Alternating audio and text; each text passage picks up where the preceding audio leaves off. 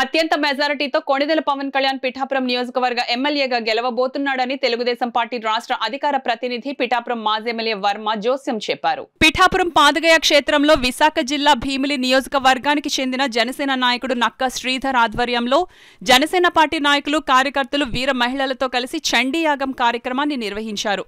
కొణిదెల పవన్ కళ్యాణ్ అత్యంత మెజారిటీతో గెలవాలని, అదేవిధంగా కూటమి అభ్యర్థులందరూ ఘన విజయం సాధించాలని ఈ చండీయాగం కార్యక్రమాన్ని నక్కా శ్రీధర్ నిర్వహించారు. ఈ కార్యక్రమానికి మాజీ ఎమ్మెల్యే వర్మ ముఖ్య అతిథిగా హాజరై పురోహితిక అమ్మవారిని దర్శించుకుని చండీయాగం కార్యక్రమంలో పాల్గొన్నారు. ఈ సందర్భంగా నక్కా శ్రీధర్, మాజీ ఎమ్మెల్యే వర్మ మీడియాతో మాట్లాడారు. అందరూ వీర మహిళలు, అలాగే జనసేన నాయకులు, జనసేన సైనికులు అందరూ కలిసి సుమారు 100 మంది ఈరోజు రావడం జరిగింది. ఈ చండీ హోమంలో పాల్గొనడం జరిగింది. వారికి కూడా పేరు పేరు ధన్యవాదాలు తెలియజేసుకుంటున్నాం. అలాగే మన పురోహితులు కూడా అందరూ చక్కగా సాగి మంచి విచారణతో మన యాగంని పూర్తి చేస్తున్నారు. సో వారికి మొత్తం ధన్యవాదాలు. ఈ పవన్ కళ్యాణ్ గారు ఈ రాష్ట్రానికి ఒక దిక్సూచి.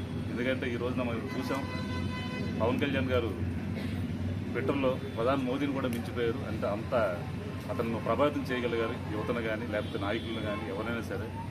సో అటువంటి వ్యక్తి అసెంబ్లీలో అడుగుపెట్టడం మనం చూడాలి. ఎందుకంటే అతను అడుగుపెట్టి ఏదైతే మన ఆంధ్ర రాష్ట్రంలో ఇబ్బందులు పడుతుందో, అభివృద్ధికి పదంలో ముందుకెళ్లకుండా ఈ ఇబ్బందులు ఉన్నాయి, అవన్నింటినీ మనం అసెంబ్లీలో ప్రస్తావించి వాటికి పరిష్కారం చూపగల సత్తా అయితే మటుకు పవన్ కళ్యాణ్ ఉండడంలో ఎటువంటి సందేహం లేదు.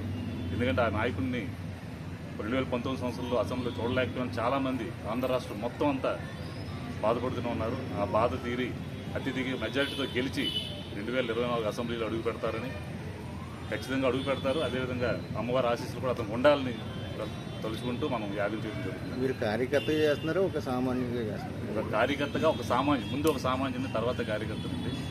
ఎందుకంటే అతని తాలూ సిద్ధాంతాలను ప్రభావితం అయ్యి అతను ఏదైతే ప్రజలకు మంచి చేయాలో ఆలోచనతో అతని సొంత కష్టార్జితాన్ని కూడా ప్రజలకి పెంచే నాయకుడిని ఈ రోజున మనం ఎక్కడ చూసుంటాం భారతదేశం మొత్తం మీద.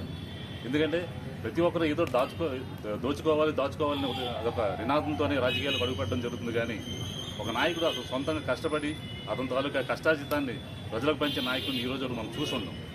ఎందుకంటే అలాంటి నాయకుడిని మనం ముందుకు తీసుకెళ్లి భవిష్యత్తులో సీఎంగా మనం మన ఆంధ్ర రాష్ట్రాన్ని చూసి ఆంధ్ర రాష్ట్రానికి కాదు భారతదేశానికి కూడా పేరు తేవాలని మనస్ఫూర్తిగా కోరుకుంటూ, భీముల నియోజకవర్గం నుంచి నక్కా శ్రీధర్ గారి ఆధ్వర్యంలో ఈ కూటమి అభ్యర్థులందరూ గెలవాలి, మరి జనసేన, తెలుగుదేశం పార్టీ, బీజేపీ కూటమి అభ్యర్థులు గెలవాలని చెప్పి ఈరోజు ఇక్కడ చండీ యాగం చేయడం జరిగింది. ఆ యాగంలో మేము కూడా పాల్గొన్నాం. అక్కడి నుంచి విశాఖపట్నం నుంచి అంత దూరం నుంచి మరి వేరే మహిళలు, జన సైనికులు అందరూ పిఠాపురం వచ్చారు.